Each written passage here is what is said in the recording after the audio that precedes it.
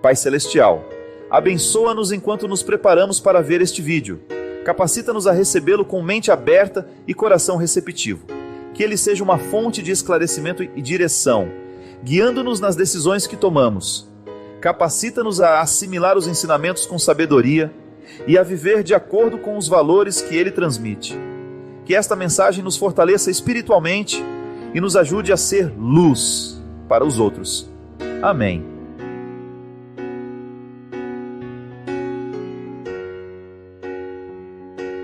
Achei interessante, uma pessoa no ano passado, ela estava planejando se matar e por algum motivo, durante aquele plano, de criar uma situação em que ela iria retirar a própria vida, ela ligou a televisão e, procurando os canais, encontrou a Canção Nova. E estava passando naquele momento o programa de direção espiritual. E ela disse que as palavras daquele momento tocaram profundamente o coração dela. E desde aquele momento, ela reencontrou um significado para a vida. A gente fica muito feliz, A gente não tem ideia do alcance que uma palavra bendita pode ter na vida de uma pessoa, minha gente. É por isso que eu nunca negligencio a oportunidade de fazer o bem através da palavra. A gente sabe que nós podemos fazer o bem através dos gestos, Você pode fazer uma caridade, você pode pegar, dar a outro uma ajuda financeira. É sempre muito interessante a gente fazer uma caridade material. Mas às vezes você pode chegar à conclusão, mas eu estou tão apertado na vida, eu tive tão pouca oportunidade, sou tão pobre, o que eu posso fazer pelo outro? Pode ser que você materialmente possa fazer muito pouco. Se bem que eu acho que quanto mais pobre a pessoa, mais solidária ela é, É interessante isso. Eu nasci dentro de um contexto de muita simplicidade, muita pobreza mesmo, e às vezes eu fico me recordando da solidariedade que existia entre a vizinhança ali. Um matava um porco, aquele leitãozinho que você tinha engordado com tanto sacrifício, você pegava um pedaço de carne, levava para o vizinho, não era assim? Cresceu assim, Cristian? Não.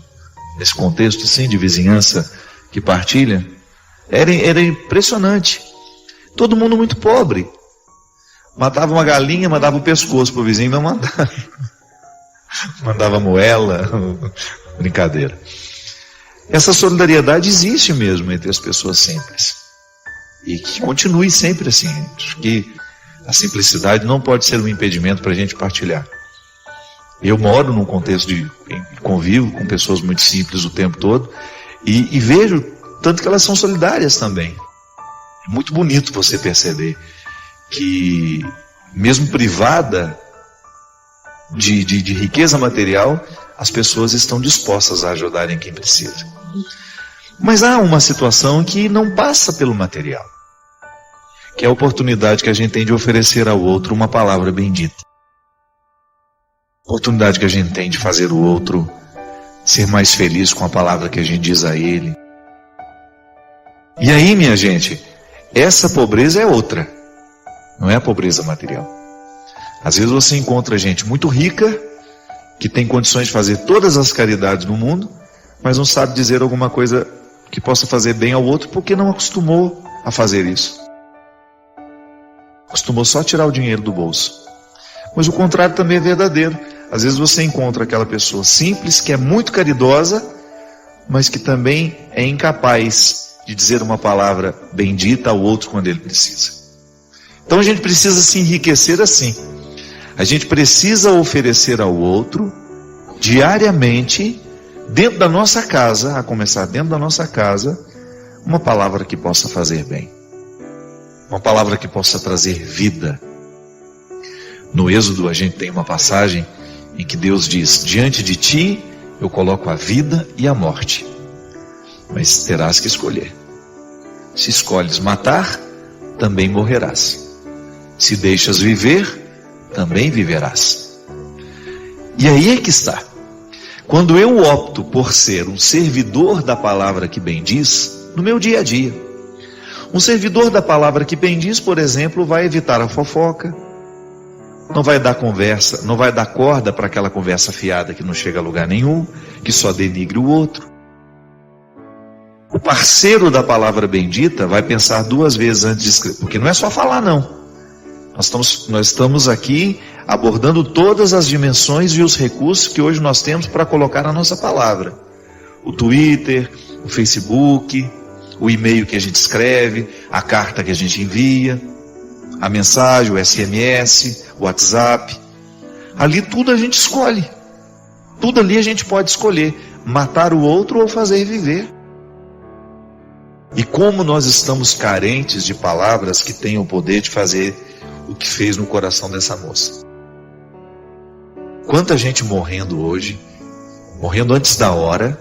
Eu não falo de tirar a vida física, biológica, não. Eu falo dessa morte que vai acontecendo naturalmente dentro do nosso coração, quando nós vamos perdendo a alegria de viver, a satisfação de ser quem a gente é. Quando nós vamos nos desprendendo do real sentido da vida. Para isso, minha gente, que nós precisamos ficar atentos o tempo todo naquilo que a gente falava no início do programa. Como é que anda a minha conversão no contexto da minha palavra? Como é que está a minha vida espiritual, religiosa, a partir do que eu escrevo no meu Twitter, a partir do que eu escrevo no meu Facebook, do que eu escolho postar, ou daquilo que eu multiplico? Pessoas que multiplicam o que é ruim, o mundo já está cheio. Pessoas que multiplicam realidades e palavras que fazem mal, que denigrem, nós já estamos cansados. E é por isso que estar comprometido com a palavra bendita é, sem dúvida, um compromisso religioso que já está provocando vida espiritual. Não se esqueçam dessa diferença, viu? Essa cisão é importante demais. A minha vida religiosa precisa me tornar espiritual, espiritualizado. Então a palavra que eu digo, a palavra que eu escrevo, precisa estar em consonância com essa busca que eu realizo. A pessoa não quis se identificar, ela só pede uma orientação. Padre, tive 4 filhas, foram 4 cesáreas, e eu não me sinto bem esteticamente. Fiquei com a barriga muito grande, cicatriz e fora os seios que não gosto por serem muito pequenos. Tenho muita vontade de fazer plástica, colocar silicone, mas tenho medo do que pode acontecer. Será que Deus aprovaria isso, padre? Eu tenho certeza que me sentiria melhor comigo mesma e na relação com meu esposo. Temos 37 anos e acabo ficando mais velha que ele. Tudo isso atrapalha um pouco a nossa relação. Eu preciso estar bem comigo para estar bem com ele e com as minhas filhas. Minha filha, essa é uma questão que você está vivendo e que muitas outras pessoas também passam pelo mesmo conflito, né? Algumas não chegam nem buscar uma orientação e já fazem a cirurgia plástica, se sentem livres para isso. Agora você tem um residual aí, né, que talvez tenha vindo dos pais, da orientação religiosa que você teve, que lhe faz querer perguntar a um padre a respeito, né? A igreja não se opõe à ciência de maneira alguma, né? E a igreja, não sei nem se ela já se pronunciou, né, oficialmente a respeito dessas questões. O que a igreja nos faz é sempre nos orientar para que a gente não caia nas facilidades que a vida vai oferecendo, que muitas vezes retiram de nós a oportunidade, por exemplo, da disciplina. Eu particularmente acho um absurdo, por exemplo, que algumas pessoas façam uma lipoaspiração quase que de 2 em 2 anos, porque não conseguem viver uma disciplina quando depois que tem o resultado da lipo, né? Quantas vezes eu encontro a pessoa falando isso? Quando eu precisar faço de novo. Não tem que ser assim, né? Por exemplo, eu acredito que no seu caso seja uma situação muito justa. A mulher realmente, depois de ter tantos filhos, ela acaba tendo algumas cirurgias, são até necessárias, né? Para você ter a reconstrução interna da musculatura que vai ficando frouxa. Eu acho que é direito da mulher ela buscar os recursos que a ciência oferece para que ela recupere essa autoestima. Não vejo que isso seja problema, né? O problema é quando nós colocamos isso de maneira exagerada e até mesmo como uma prioridade diante de tantas coisas na vida, que às vezes isso não seria tão importante, tão necessário. Se você acha que isso vai fazer bem ao seu casamento, se a sua autoestima vai ficar melhor, converse com seu esposo. Se você tem condições financeiras de fazer a cirurgia, procure um bom médico, né? Procure um bom profissional que vai lhe dar condições, sobretudo por causa dessa questão da gravidez. Eu sei porque eu conheço mulheres que precisaram dessa cirurgia reparadora. Eu não me esqueci o nome dessa cirurgia, não me lembro mais. É necessária para muitas mulheres e não é nenhum problema você se orientar. De repente você vai, conversa com o médico. É preciso que essa cirurgia não seja interpretada de maneira banal, né? O pecado está aí. É quando você começa a banalizar o procedimento, quando você começa a colocar isso como sendo uma rotina da vida agora. Então eu vou fazer 30 plásticas, porque tudo em mim que está precisando de modificar, eu não sei conviver com isso. Eu acho que o pecado é toda vez que nós começamos a cair nesses relativismos que colocam o valor da pessoa humana aquém de tudo isso, de todas essas aparências, né? E não é bem assim, né? A gente sabe que, por exemplo, quantas crianças são traumatizadas porque tem a orelha de abano, né? Meu Deus do céu, a gente mesmo orienta, vai lá, se você tem a oportunidade, leva seu filho, corrija o mais rápido possível, para que essa criança não fique sofrendo com o desconforto de ter uma orelha que pode estar consertada. Se a ciência está ao nosso serviço, vamos fazer uso dela, mas um uso consciente. Tendo sempre, eu acho muito justo que você faça essa reflexão. Que você coloque, por exemplo, que a cirurgia vai fazer bem à sua autoestima, que vai melhorar a sua relação com seu marido, a sua relação com seus filhos, que vai te deixar mais feliz. Eu acredito, minha gente, que Deus está sempre do lado do bom senso. Então, tenha como regra o bom senso. Deus nos fala através da nossa consciência. Está exagerando? Será que eu estou exagerando na busca pela minha boa aparência, né? Será que eu estou exagerando em buscar recursos para ficar cada vez mais jovem? A gente tem que se utilizar dos recursos que tem. Claro, os recursos estão aí para tornar as pessoas mais dispostas, mais jovens durante mais tempo. Mas muito cuidado com as escolhas que a gente faz, né? A atividade física, por exemplo, ela vai dar ao seu corpo mais disposição, ela vai manter a sua musculatura mais forte para você envelhecer com mais qualidade. E muita gente relativiza, né? Ah, que bobagem, a musculação é vaidade, a academia é vaidade. Não, não é bem assim. Pode ser que ali tenha gente que vai procurar o exercício apenas como vaidade. Mas existem muitas pessoas que já estão conscientes da necessidade de uma atividade física como melhora do corpo, que repercute na alma e no espírito da gente. A cirurgia plástica é a mesma coisa. Se existe um recurso para ajudar, quantas pessoas, gente, aquelas crianças que têm o lábio leporino, né, precisa da cirurgia. A cirurgia plástica está para isso. Ela recupera a autoestima em muitas pessoas.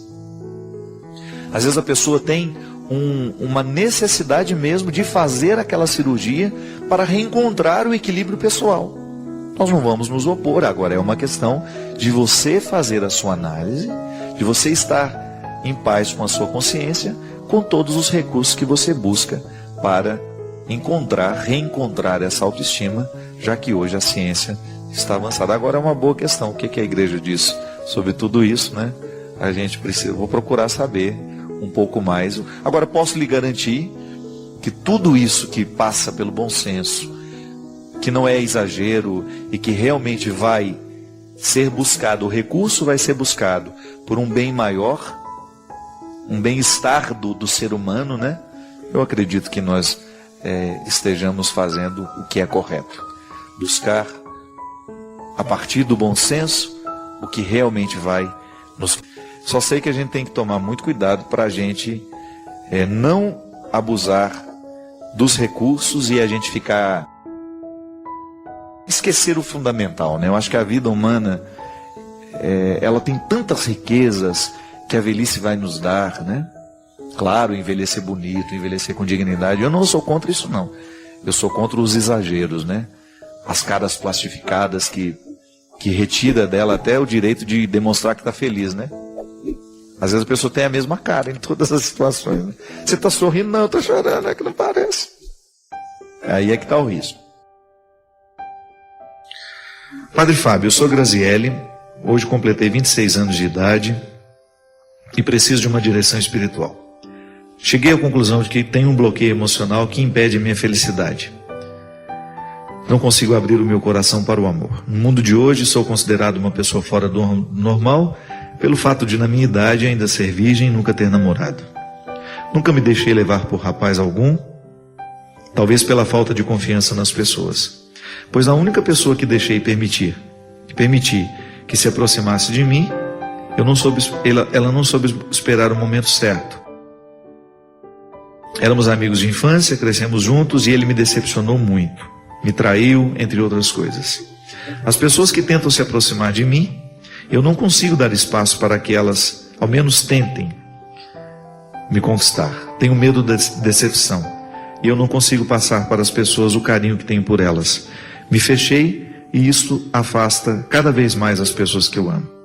Preciso de ajuda para me livrar desse bloqueio, pois me sinto muito sozinha, solitária. Isso está ficando pior a cada dia. Tenho medo de cair na depressão, se isso já não estiver acontecendo, pois tenho meus 5 minutos de alegria e depois me pego chorando. Preciso me fortalecer, mas não consigo me levantar. Obrigado, sinto que desabafei, pois não tenho com quem conversar tudo isso tão abertamente. Um abraço, Graziele. Triste, né? Uma pessoa dizer que não tem com quem conversar tudo isso abertamente, né? Que mundo é esse, né? Onde nós temos tantas pessoas ao nosso redor e tão poucas que nos provoquem essa liberdade de dizer o que a gente precisa dizer. Graziele, talvez sua falta de confiança seja justamente pelo fato de você não ter construído vínculos. Como é que nós vamos confiar se nós não temos vínculos? Como é que nós vamos viver a experiência da partilha? Porque, gente, a vida ela fica muito melhor quando nós temos a oportunidade de partilhar quem a gente é. Partilhar o que a gente tem, o que a gente pensa, o que a gente sente. A partilha. Nós às vezes dormimos na mesma casa, comemos à mesma mesa e somos estranhos. A estranheza, ela cresce toda vez que falta confiança e toda vez que falta disposição. E o mundo está ficando cada vez mais com gente esquisita, deprimida, por isso. Porque estamos infantilizados, né? E estamos infantilizando o outro. Com o nosso jeito de ser, com o nosso jeito mesquinho de pensar, de questionar.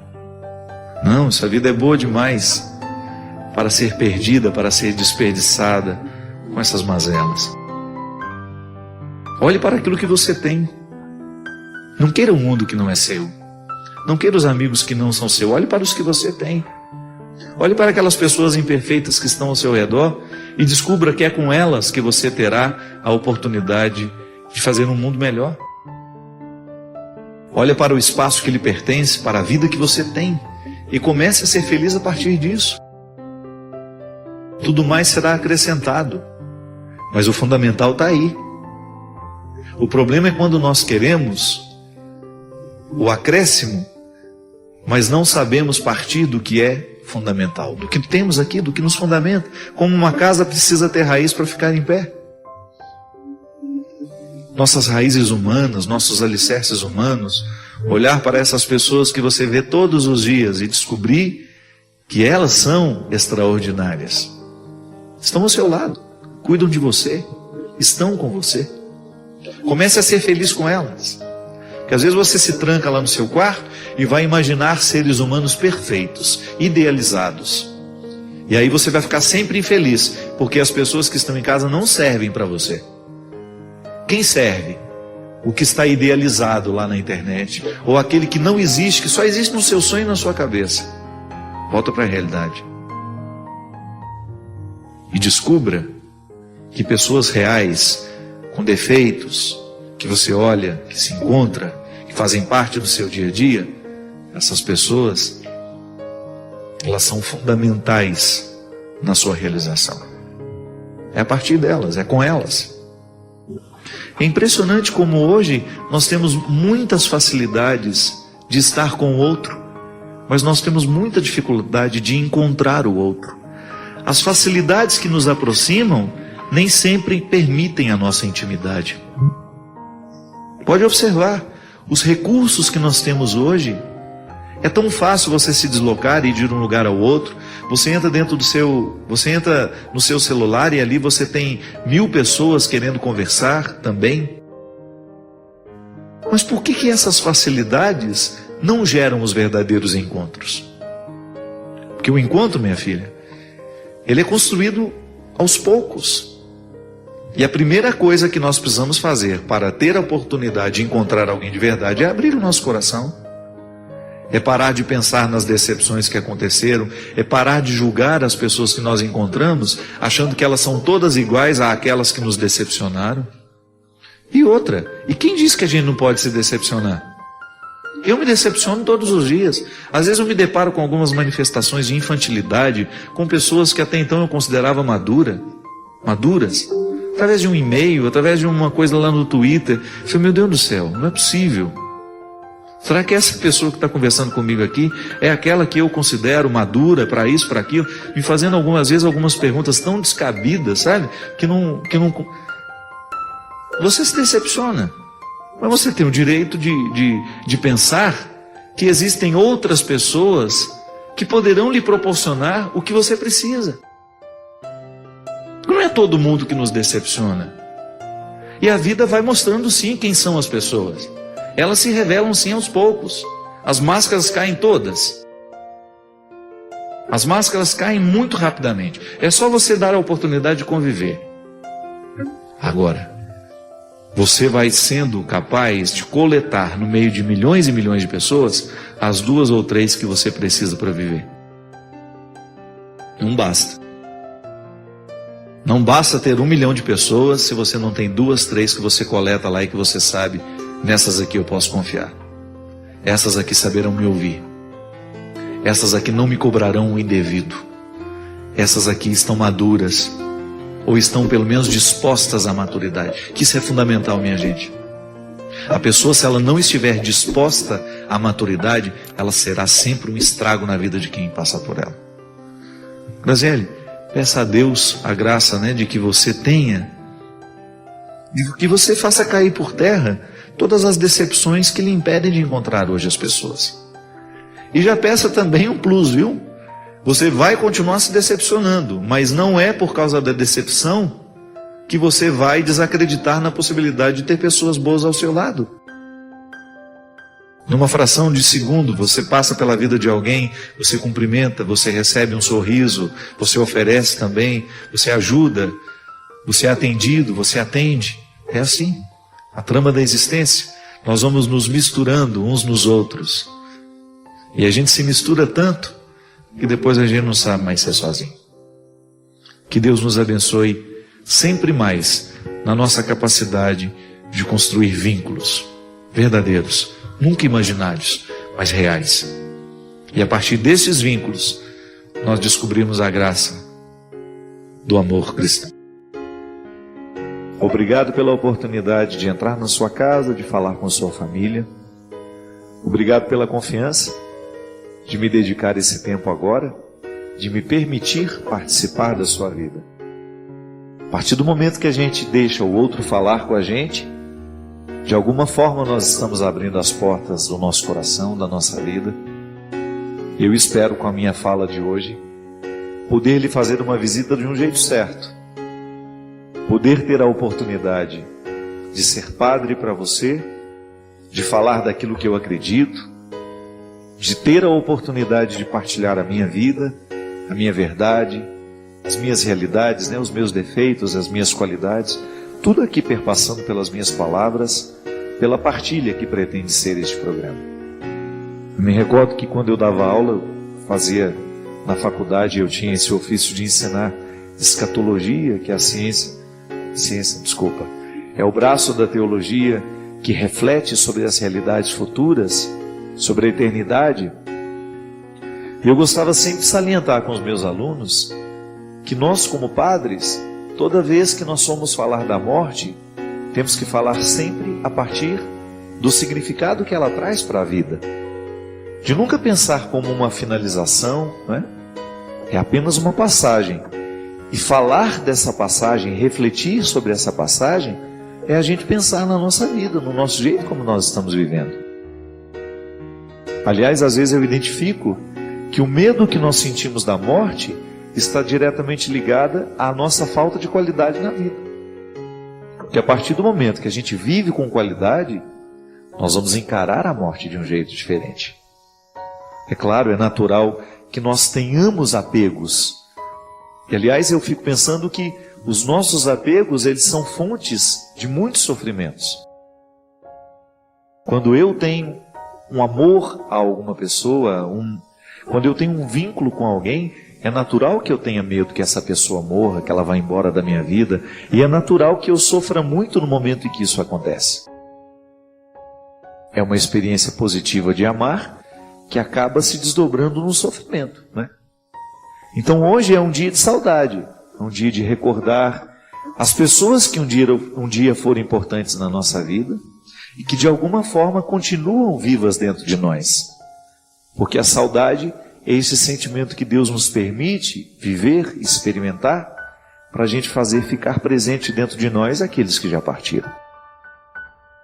Então hoje, ao recordar e ao rezar pelas pessoas que nós amamos, que já foram embora da nossa vida, nós poderíamos, quem sabe, ter a oportunidade de olhar para o jeito como nós estamos vivendo. Então a celebração da morte ganha sentido de ressurreição, não é? Porque se pensar a morte do outro me faz pensar na vida que eu ainda não estou morto, então de alguma maneira eu vou descobrir nessa minha vida as ressurreições possíveis. Aquilo que eu já posso experimentar de maneira antecipada da eternidade que eu tanto espero. A gente sabe que o dia de hoje é sofrido para muita gente, é sofrido para todos nós que de alguma maneira perdemos até de maneira mais recente, né? A dor recente de ter que ter tido sepultado, de ter que sepultar alguém que nós amamos, é sem dúvida para nós uma experiência também de aprendizado. Olhando para aquele que a gente não tem mais, quem sabe a gente possa perceber o que está do nosso lado hoje. Muitas mães se curam da dor de terem perdido um filho quando são capazes de olhar para os filhos que ficaram. É a sabedoria da vida, né? Nos sacudindo ou até mesmo mexendo com a gente para que a gente descubra naquele momento da dor um elemento que nos faça sobreviver. Porque se a gente vai ficar parado naquele que morreu, naquele que foi embora, naquele que não está mais entre nós, a gente corre o risco de esquecer os que estão ao nosso redor. O amor, minha gente, é sem dúvida a experiência humana mais profunda que nós podemos fazer. Mesmo porque o amor abre muitas portas dentro de nós. Através do amor nós podemos acessar muitas realidades que são nossas, que a gente corre o risco de morrer sem acessar. Por isso que é preciso que a gente ame, né? Quando eu amo, quando eu sou capaz de estabelecer um vínculo, eu estou tendo acesso a regiões do meu coração e da minha vida que outras situações não podem me fazer acessar. E se a gente ama, é natural que a gente sofra. Não tem como amar e não sofrer. O amor, ele gera preocupação, ele gera dor no momento em que o outro está sofrendo. E tudo isso é o impacto que o amor causa em nós. Mas também amor gera leveza na nossa vida, né? A sensação de estarmos acompanhados, de não sermos sós. O amor que nós experimentamos em família. Tudo isso podendo ser refletido a partir do dia de hoje e a partir dos significados dos dias de hoje, do dia de hoje, que é olhar para a vida a partir da morte.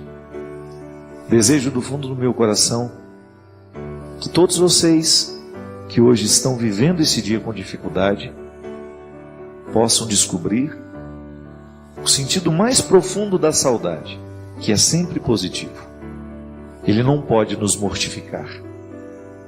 A saudade não é um sentimento que tem que nos deprimir, é o contrário. Tem que fazer ressuscitar dentro de nós o bom daquilo que o outro deixou. Tudo aquilo que foi positivo, que foi vivido, que foi experimentado. Através de uma memória que nós celebramos, né? Toda vez que nós o recordamos, toda vez que nós fazemos alguma coisa que ele gostava, que de alguma maneira o atualiza entre nós. Deixar partir não é fácil.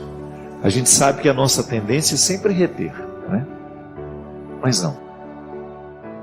A melhor forma de lidar com a morte é deixar que ela se concretize, que ela aconteça, sem que a gente também corra o risco de morrer junto. Não no corpo, né? Às vezes a gente morre nas alegrias, morre nas esperanças, porque a gente não soube administrar aquela perda, porque a gente não soube administrar aquela ausência. Que Deus abençoe muito você, que Deus lhe dê muita sabedoria para você também lidar com as suas perdas. Que o tempo todo a gente está perdendo. O tempo todo nós passamos pela experiência de perder. É inevitável. A vida é assim. Mas ao mesmo tempo, nós queremos aprender com aquilo que a gente perde. E é por isso que a igreja nos coloca na perspectiva da ressurreição, que é justamente dar um novo sentido, dar um novo significado para um momento tão doloroso que é a experiência da morte. Pode deixar o seu pedido de aconselhamento, mas também o seu pedido de oração.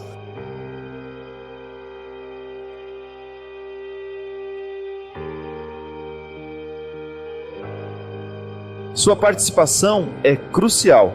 Compartilhe suas ideias nos comentários. Inscreva-se para mais inspiração e convide outros a fazerem parte dessa jornada de crescimento.